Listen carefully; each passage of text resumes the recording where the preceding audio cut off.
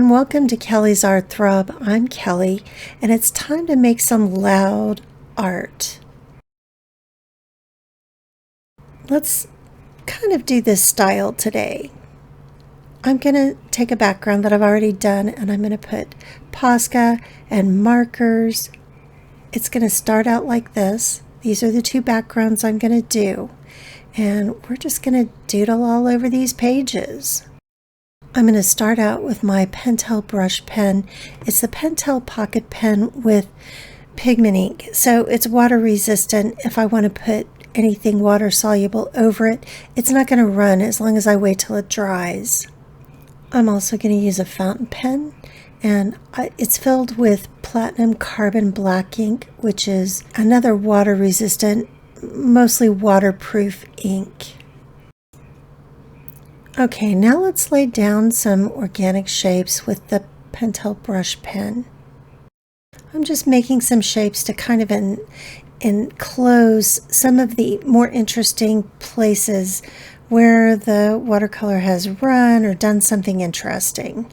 I don't have any set agenda for what it's going to be. I'm just laying down the shapes. I'm also going to use my Art Craft Square Tailor Chalk colors. These mirror the colors that I used in the background, kind of a phthalo blue, a lemon yellow, although I used nickel yellow azo instead of a lemon yellow, and then a rosy. This is magenta, but I used quinacridone rose on the background, but they go so well together, just beautifully. And I like them because they kind of mimic that cyan, yellow, magenta, and black. Since I've used a pen, those are the colors that a typical inkjet printer uses, and you can mix just about any color with these. They're really wonderful, and they add some texture and interest into these paintings. Let's just make some circles with the blue chalk. Just going to make some random circles here and there, wherever I feel like the blue would look the best, or bring out the color, or complement the color on the background. I'll add some red lines, well, the magenta lines. It's really a very rosy, deep red. And I'll add a few lines here and there where I think they'll complement the background and the rest of the composition.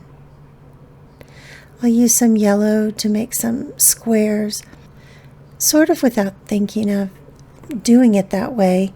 I seem to have picked each color to have a shape or a function. So the blue has the circles, the magenta has the lines, and the yellow has the rectangular shapes. There is one set of red lines, 2 sets of blue circles, and 3 yellow squares. I'm going to use a water brush to activate the Art Craft water-soluble pigment chalks. They're a little chalky, or at least the yellow one is. It's a little bit chalky and opaque, whereas the blue and the magenta are fairly transparent. And I'm embracing whatever texture comes out, whatever happens with each mark that's made by each individual type of medium. And this watercolor paper has quite a bit of texture to it. It's a cold press watercolor paper. So rather than I'm actually not thinking about any of this. It's just very intuitive, and I'm enjoying and embracing whatever marks are made on it, and just looking at the visual appeal, and honestly, what does it feel like visually? And because there's quite a bit of pigment in these, I can fill in a little bit if I want to, or I can just go around the lines. And if you notice, you can still see texture. It didn't melt completely. And I recently learned that the reason for that is because if you don't lay a lot of pigment down, then when you apply water to it, there's not enough pigment to melt together. So it's not always the fault of the medium that you're using if it doesn't melt completely. Try adding more pigment, laying down more, and seeing if you can get it to melt. But in this case, I didn't want to do that. I just wanted to play with it and see what it would do.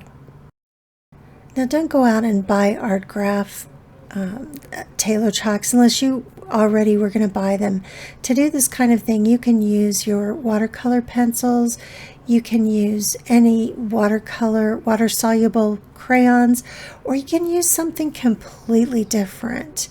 The idea isn't to match the exact supplies, but to use what you have on hand to just experiment and play. If you're using water brushes, all you have to do is squeeze some water down and then rub it on a paper towel, or I use my husband's old discarded undershirts.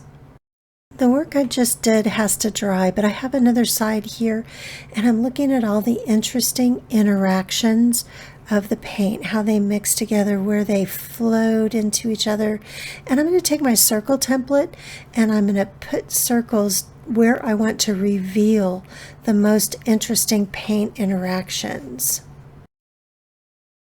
I'm going to use a pencil instead of a pen because I don't need precision. The template is just a tool to help me figure out where I'm going to leave the reveal.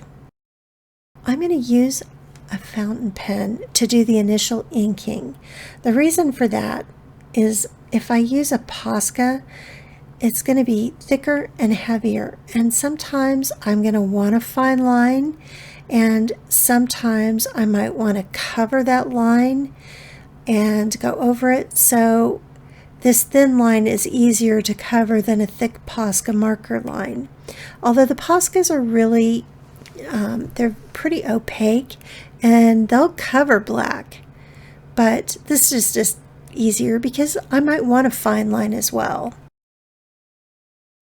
Now I'm going to add some Posca pens. I'm going to talk a little bit about this sketchbook. I made it for after a journaling class that I took from Jenny Granberry, and if you ever get a chance to take one of her classes in something that interests you, I highly recommend it. Anyway, after the class, I thought I would continue to journal, and I also wanted to try out this.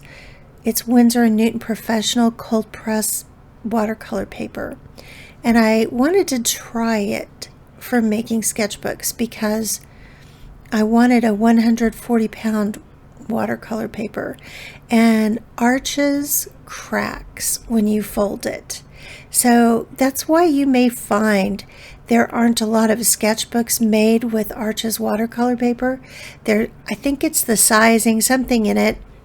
When you fold it, it cracks, even when you fold it with the grain. So it's not great for sketchbooks. But I wanted to try this Winsor & Newton paper, and it behaves an awful lot like Arches, and it's really good for the sketchbook. But I didn't want to make a big sketchbook, even though that's usually my preference, is to have a big sketchbook. But I just got enough sheets of paper to make a small sketchbook, and I was kind of new to journaling, and the paper was new, and I wanted to try a different way of binding it. So I ended up just making this sort of small test sketchbook. And for the most part, especially for drawing, I really want a bigger sketchbook. But for doing YouTube videos, this is actually a pretty nice size. So I'm going to finish this sketchbook, hopefully this month. For those of you who were hoping I was going to do another October challenge, I just didn't have the time to do it this month, but I am going to challenge myself to finish this sketchbook, and I'm going to record all of it. if you guys are interested in overcoming sketchbook anxiety, I think a little sketchbook like this is perfect. And you can get, you don't have to make your own sketchbook. I'm just kind of a nerd. I've been making books since I was in 6th grade. And I like to make them, and because I'm real particular about my paper, then I make my own sketchbooks. Not always. I do have some sketchbooks that I bought and that I use, but I just really like making them. And some of them, I've never made a perfect book, you guys. So that's why I'm not an authority on bookmaking. I just like to do it. And if you guys are interested, I'll show you how I make them. I do have one sketchbook sort of demonstration. I'll add a link to that. And if you really want to know how to sew them, well, I'll go to my sketchbook playlist and look at those, because that's where I learned the best information for making sketchbooks and binding and all that stuff. But I feel like I'm getting off topic. It's not about the sketchbook. It's about filling it. And so that's my challenge for the rest of the month, and you can look forward to that. I'm going to stick to that. Meanwhile, if you weren't with me last year during October, and you're disappointed that I'm not doing an October art challenge this year, like a formal one, I have a playlist that includes all of last year's Squaretobers that I did, which was an art challenge I made up for myself, mostly because I was pretty inexperienced doing videos, and it was kind of a throw myself into the pool and sink or swim kind of thing to learn how to make videos.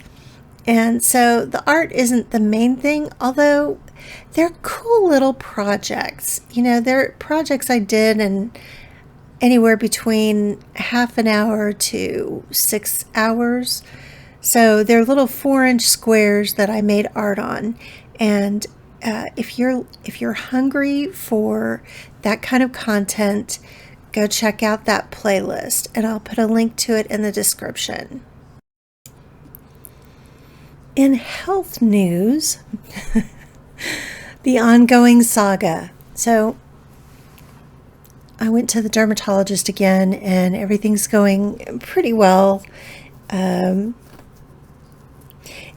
She had me go get a blood sugar monitor, and I got one, and I've been testing my blood sugar.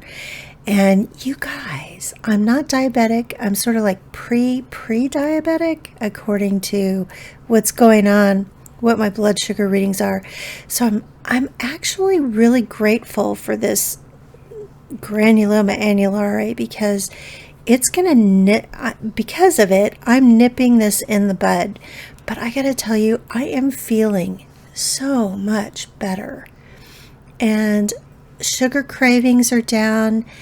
I've lost 11 pounds in 2 months, I've got a lot to lose, but I am very excited because last year I was in a lot of pain, and I was having a lot of knee issues, kind of mobility issues, and I'm not that old, and I was getting really bummed out and kind of depressed, because it felt like, okay, I'm going to enter this decade and it's going to be the beginning of my decline. But since I started monitoring my blood sugar, going to physical therapy, I'm just feeling so much more energetic, and I'm really working on my gut health. That's like been my pet project for 2022 and 2023. And so I started taking this raw kombucha. Have you guys ever had that? Anyway, right now I'm trying a new flavor called carrot turmeric, And then I also tried some kefir. Is it kefir? Kefir? I've heard it pronounced so many different ways. And because, again, I'm trying to keep my sugar down, so I just got the plain. I didn't get flavored or anything. And my younger son was down at breakfast with me, and I poured some, and I said, I'm going to try this. I don't know what it's going to taste like. And I took a sip of it, and oh my, is that stuff sour. It's like the sourest buttermilk you have ever drank. That's the best way to describe it. But and I wasn't trying to be dramatic or anything, but it just made me pucker, and I made some faces. And then I got a reaction from my kiddo, and so I hammed it up a little bit more. He goes, okay, now I've got to try this. So I poured him about a quarter of a cup of it, and he tried it. And anyway, he goes, it's going to be an acquired taste. And I said, I know, but I kind of think I like it. Do you guys ever try something that at first it's just borderline kind of nasty, like matcha, or I don't know, something else that is completely different than anything you usually eat or drink, any flavor that's very different. And at first it's really like, oh, and then after a while it's kind of like, oh, I kind of like it. But the funny thing was, okay, my younger kiddo, we call him Stretch because he's like 6'5". He's really tall and slender, really in great physical shape. But he was the pickiest eater you have ever seen in your life. And I told him, I said, if I would have just, because I was always trying to demonstrate eating in front of him and like how good it is. And I said, I should have been trying stuff and making funny faces and going, that tastes terrible. And you probably would have eaten it and loved it, you know. So if you're a mom and you have a little kid who's a picky eater, try that and see what happens. But the interesting thing is both my kids really like vegetables, and I did not push those when they were little. Like, I would try to get them to try it, but if they didn't like it, I didn't force it. And both of them like raw vegetables like carrots and, you know, sugar snap peas, the sweeter vegetables that you can eat. Celery is not a big favorite because it's so stringy and the strings get stuck in your teeth. And it's actually pretty high in sodium, so, but it's got a lot of fiber. I don't know. But anyway, that is like the big thing of my gut health. I'm trying all this weird food. Oh, I also really like, what are they called? Dolmas. Yeah, they're stuffed grape leaves, and they're sour. And I think I like sour as much as I like sweet. And now that I'm keeping my blood sugar at a real even keel, and there aren't spikes, and they're not too bad of dips. I mean, I've been surprised at how low it is, but it's not too bad. And I just don't have cravings anymore. It's pretty cool. It's a neat thing. And when I do have a sugar craving, I'm eating these things called Laura bars. And I think the most number of ingredients is like 6 or 7 ingredients. And they do have grams of sugar. They're not free of carbs and sugar, but they at least have protein and fiber in them.